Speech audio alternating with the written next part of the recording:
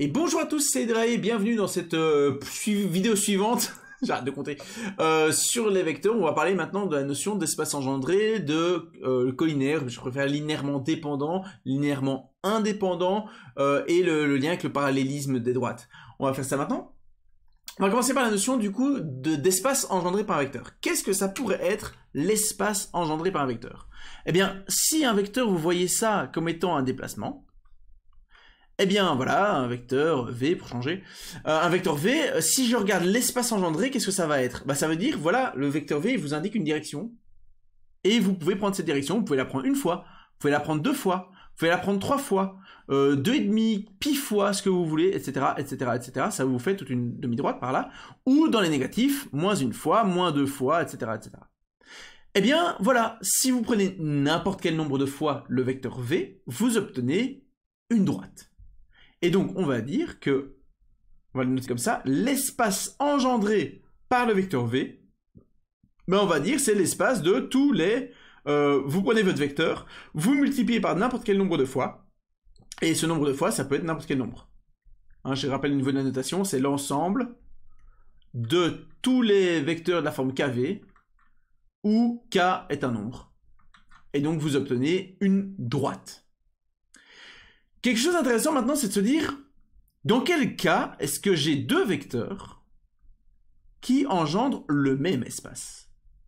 Donc vous prenez un vecteur V, vous prenez un vecteur W, et je cherche une condition à vérifier pour que ces deux vecteurs engendrent le même espace. Alors, une condition trop simpliste, ce serait de dire que c'est le même vecteur, bien sûr. Si c'est le même vecteur, ça engendre le même espace, très bien, rien d'intéressant.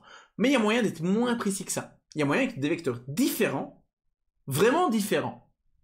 Le déplacement, hein, avoir deux déplacements différents, il y a moyen qu'ils engendrent le même espace exactement. Par exemple, si on regarde le vecteur V, si je me pose les idées en disant que c'est 1, 2, et je regarde maintenant le vecteur, un deuxième vecteur, je vais appeler W, on va dire que c'est 2, 4.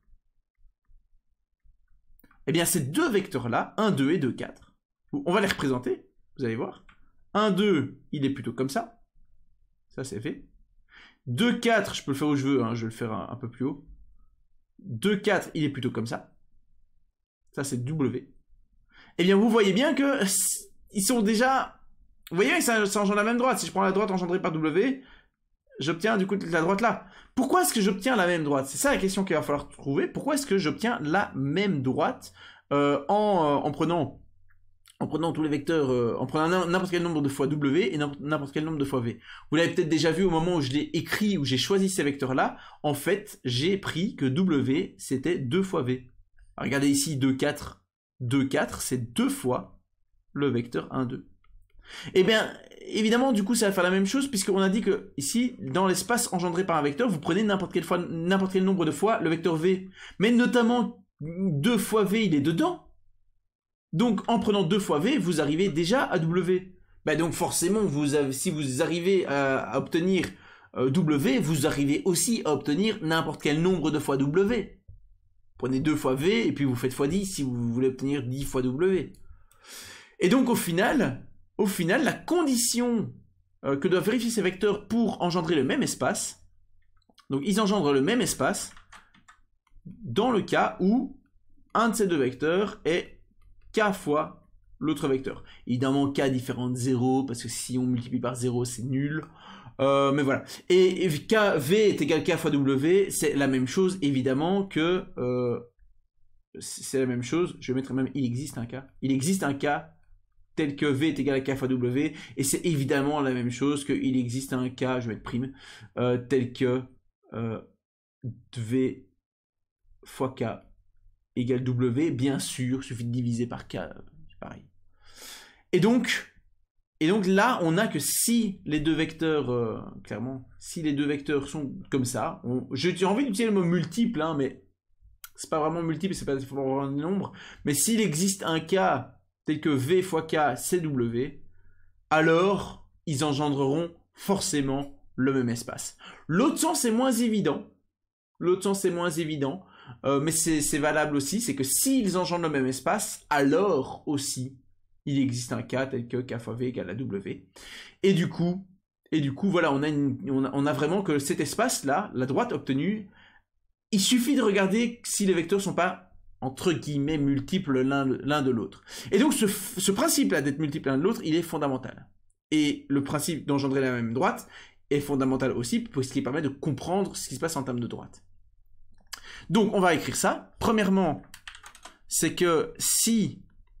on a deux vecteurs V et W, hein, je ne vais pas écrire tout en détail, mais si on a V et W qui engendrent le même espace, alors on dit qu'ils sont V et W, on dit qu'ils sont linéairement dépendants. Linéairement dépendants. On peut aussi dire collinaire. J'aime moins. Linéairement dépendant. Bah, et sinon. Donc si c'est pas le même espace, hein. Si ça et ça, c'est pas le même espace, eh bien, on va dire qu'ils sont linéairement indépendants. Ils sont linéairement. C'est horriblement mal écrit. Indépendants. Ok ?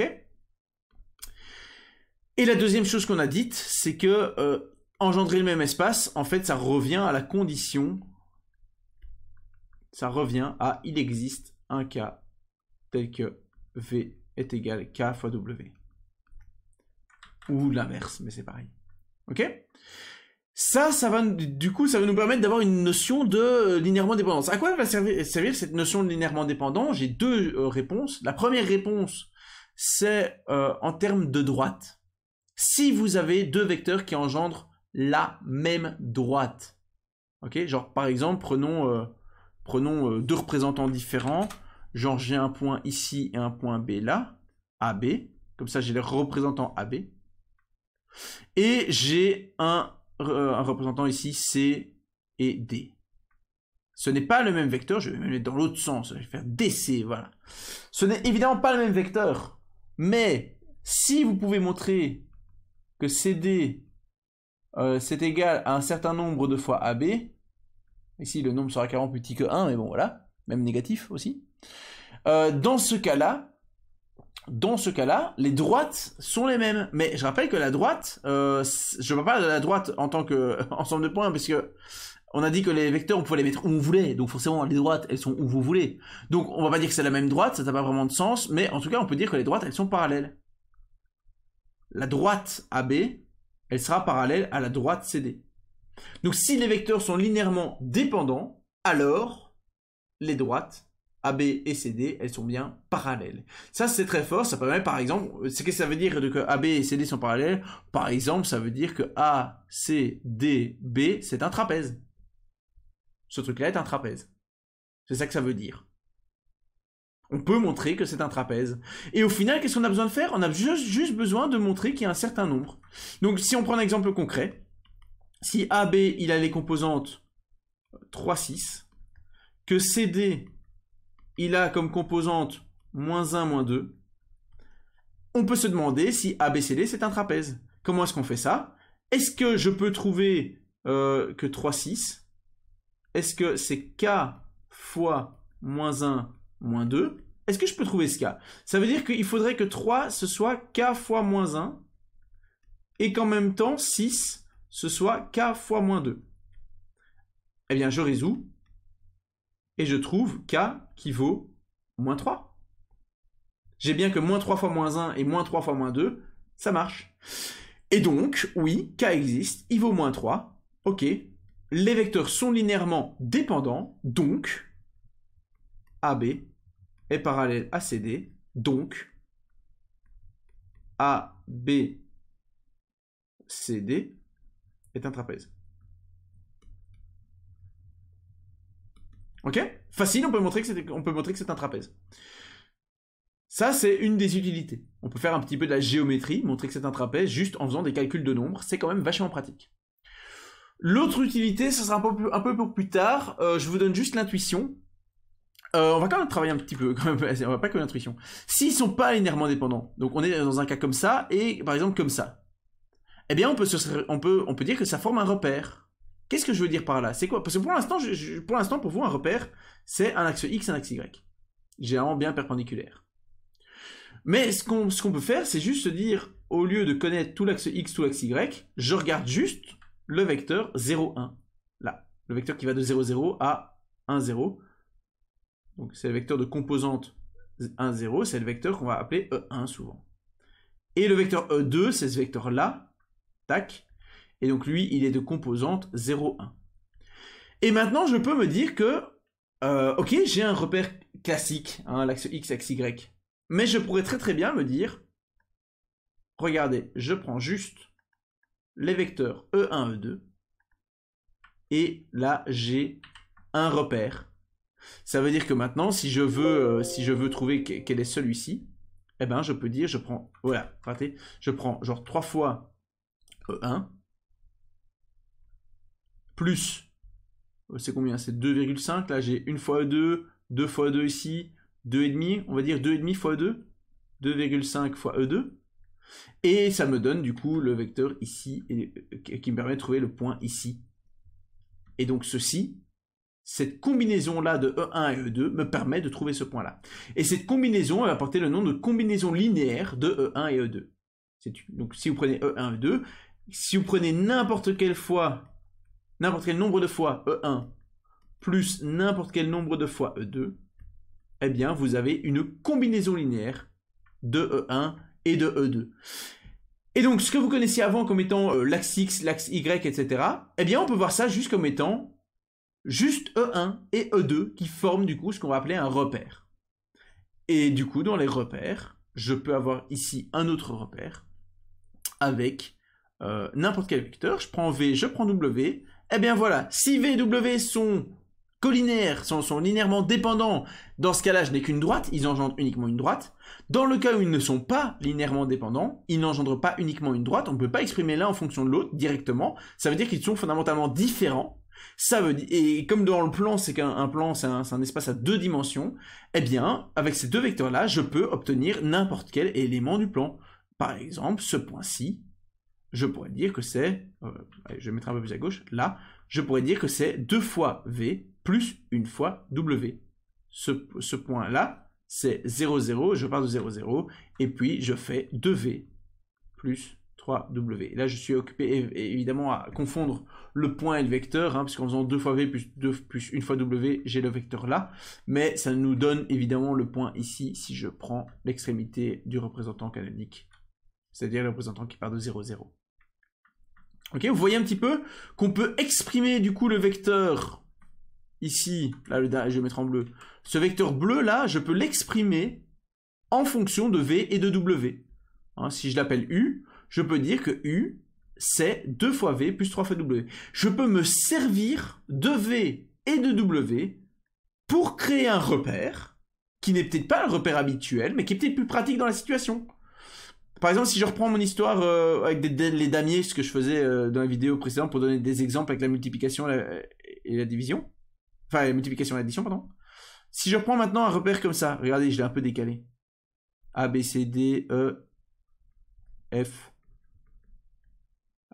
G, H, I. Et donc pareil, je suppose que les points sont bien alignés, A, D, G sont alignés, B, E, H sont alignés, etc. sont parallèles, comme avant. Eh bien, je peux me dire que HF, par exemple, je peux me dire que c'est 1 fois AB plus moins 1 fois AD.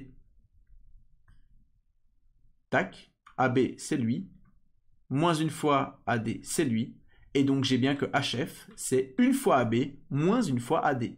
Ça c'est une combinaison linéaire de AB et de AD, et donc en fait ce que je suis occupé à faire c'est considérer un repère ici. Tac, tac. Vous pouvez penser vraiment, votre premier axe ce sera celui-là, votre deuxième axe ce sera celui-là, sur l'espace engendré par les vecteurs. Et vous avez un nouveau repère qui est plus adapté pour travailler que le repère avec X et Y. Parce que là, mes points ne sont pas totalement verticaux. Et donc ça, c'est la notion de repère. Si deux vecteurs sont linéairement dépendants, j'ai synthétisé, hein, si je retrouve ma souris. Si deux vecteurs sont linéairement dépendants, dans ce cas-là, les droites sont parallèles. droite tangente sont parallèles. Si deux vecteurs sont linéairement indépendants, alors ils forment un repère, et je peux les utiliser pour réussir à exprimer dans un nouveau repère. Et donc on n'est plus obligé toujours de travailler dans ce qu'on appelle le repère orthonormé. Orthonormé, ça veut dire quoi? Ortho, c'est pour orthogonal, ils sont vraiment perpendiculaires, les axes. Et normé, c'est parce que ils ont tous la même longueur. 1 en X, 1 en Y par unité. Je ne suis pas obligé d'avoir des axes perpendiculaires. Je ne suis pas obligé d'avoir une unité identique sur l'axe X et l'axe Y. Si la situation me dit que c'est plus intéressant de faire autre chose, j'ai le droit de prendre d'autres vecteurs linéairement indépendants et ils vont me servir de repère. Ça marche très très bien. Voilà, on s'arrête ici pour la vidéo du coup sur tout ce qui est linéairement indépendant, les espaces engendrés, etc. Il nous reste uniquement à parler de normes dans la vidéo suivante, et je vais aussi parler un tout petit peu de milieu d'un segment, et on s'arrêtera là. Du coup, on se retrouve dans la vidéo suivante pour la norme. Tout de suite!